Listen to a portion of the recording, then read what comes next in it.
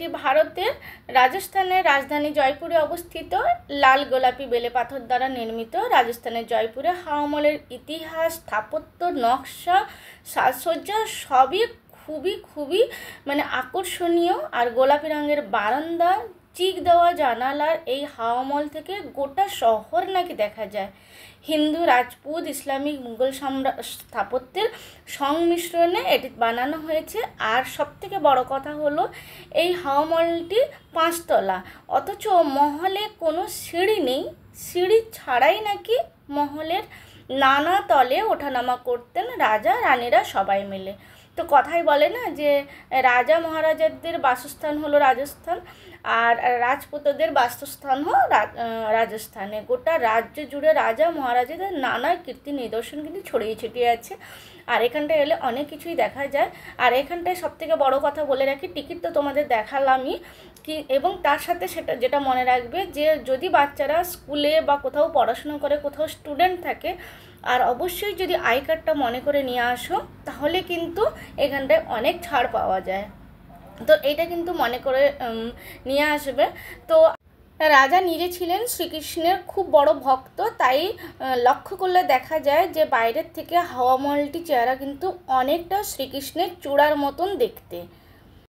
এখানটায় আমরা ticket check করে এবার আমরা ভেতরের দিকে ধীরে ধীরে করে মহলের ভেতরের দিকে প্রবেশ করছি। এটাও কিন্তু ভেতরের পোর্শনটা নয়, আমরা এর পরে যাব, ভেতরের পোর্শনটা দেখতে পাবো। পুরো শ্রীকৃষ্ণের চূড়ার মতন কিছুটা দেখতে। এই যে এখানে প্রবেশদ্বার লেখা আছে। আর সত্যিকারের মন তো মানে খুবই ভালো হয়ে যায়, এত সুন্দর একটা জিনিস আমরা দেখতে পাচ্ছি চোখের সামনে। তো আমি এটা দিয়ে ঢুকলাম এবং আমি নিজেও দেখে তারপরে ভালো করে তোমাদের সাথে শেয়ার করব বলে একটু সাইডে গিয়ে তোমাদের সাথে শেয়ার করছি।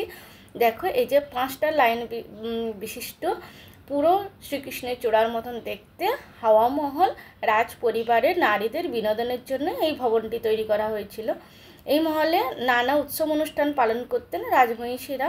আর বাইরে ওরা মানে পর্দা থাকলেও ওরা কিন্তু ভেতরে মানে মহলের মধ্যে কিন্তু ওরা স্বাধীন থাকতো, ওরা ইচ্ছে মতন এদিক ওদিক যেতে পারতো। মহলের মধ্যেই 1 তলা 2 তলা 3 তলা করে ওরা চলাফেরা করতে পারতো।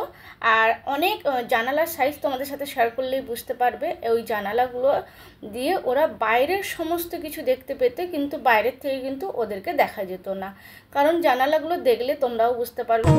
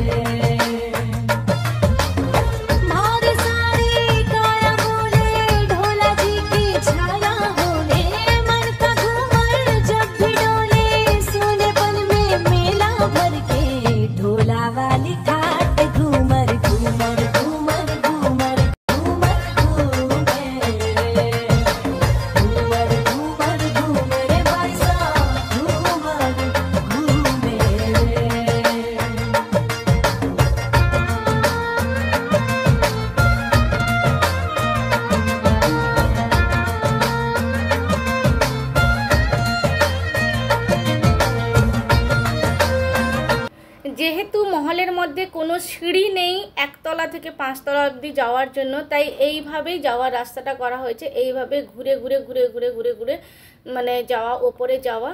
তো আর এত বড় মহলে 5 তলা একটা মহল, এর কিন্তু নিরেট কোনো ভিত নেই। তো বিনা ভিতবিহীন এই ইমারতটি দাঁড়িয়ে আছে। 5 তলা মহলের মধ্যে প্রথম ও দ্বিতীয় তলায় কিন্তু প্রচুর খালি জায়গা আছে। আর এর মধ্যে কিন্তু অনেক ঘর আছে, প্রচুর গলি আছে, অনেক কিছুই দেখার মতন আছে। তোমরা কেউ স্কিপ করো না, সত্যিকারে আমরা অনেক অজানা অনেক কিছুই জানতে পারবো।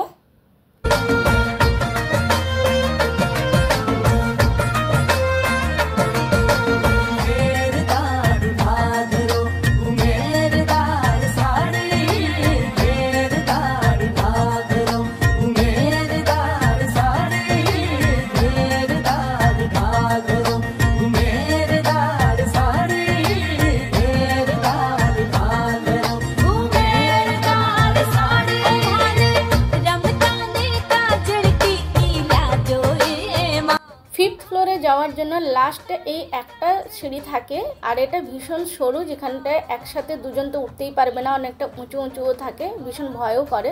তো যাই হোক, ওই একটাই যে সিঁড়ি আছে, আর এখান থেকে সত্যি পুরো শহরটা দেখা যায়, যেটা আমি ব্লগের শুরুতেই বলছিলাম যে নাকি এখান থেকে নাকি পুরো শহর দেখা যায়, কিন্তু সত্যি আমি দেখলাম এসে যে, আর ভীষণ হাওয়াও আছে। আর পুরো শহরটা দেখো এখান থেকে মানে পুরোটাই দেখা যাচ্ছে। অত্যধিক রোদ ছিল, কিন্তু তাও কিন্তু হাওয়াও আছে ভালোই। আর ওই যে বললাম তোমাদের সাথে একটু শেয়ার করে নিচ্ছি।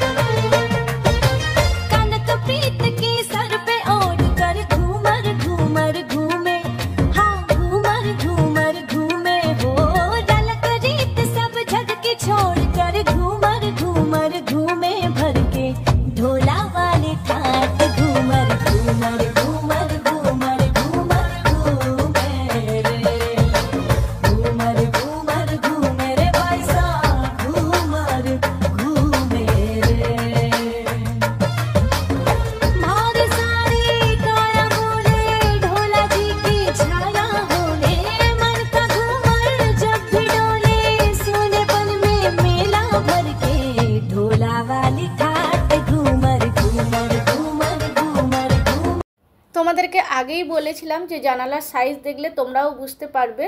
আর চিকের জানালাগুলোতে বাইরের থেকে কেউ কিন্তু ভেতরের কিছুই দেখতে পাবে না, আর ভেতরে যে থাকবে সে কিন্তু বাইরে পুরো শহরই দেখতে পাবে। দেখো সমস্ত কিছু সে কিন্তু ভেতর থেকেই দেখতে পাবে।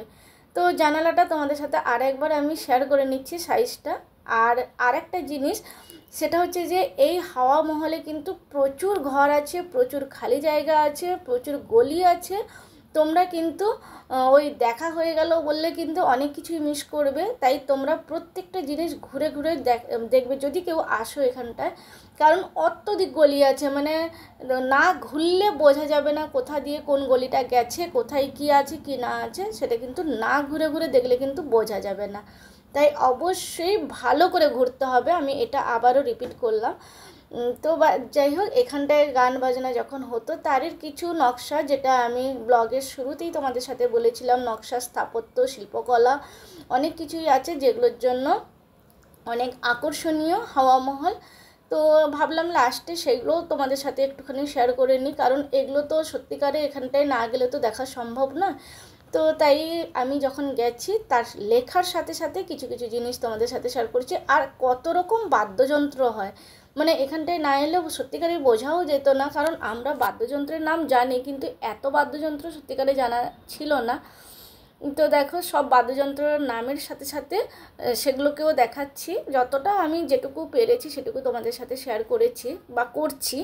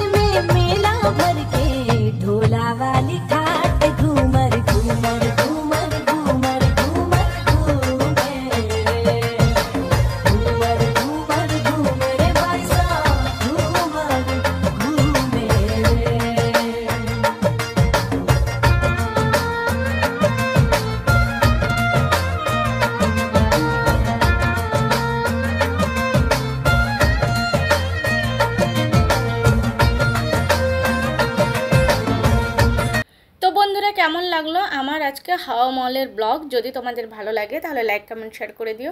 আবার আসবো নতুন একটা ব্লগ নিয়ে। ততক্ষণ ভালো থেকো, সুস্থ থেকো, সাবধানে থেকো। টাটা।